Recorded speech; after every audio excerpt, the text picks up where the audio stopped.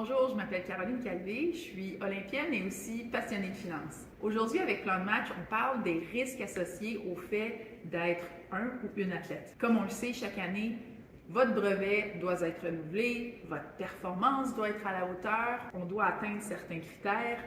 La vie d'athlète vient avec beaucoup d'incertitudes, surtout d'incertitudes financières. Nos commanditaires pourraient nous laisser tomber d'un jour à l'autre. On peut ne pas se qualifier pour la bourse ou le brevet de Sport Canada ou justement remporter la bourse pour laquelle on travaille si fort. Ça peut être très stressant, évidemment, mais malgré tout ça, atteindre nos objectifs, qu'il s'agisse de monter sur la plus haute marche du podium à une compétition locale, nationale, internationale ou olympique ou paralympique, c'est ce qui est le plus important.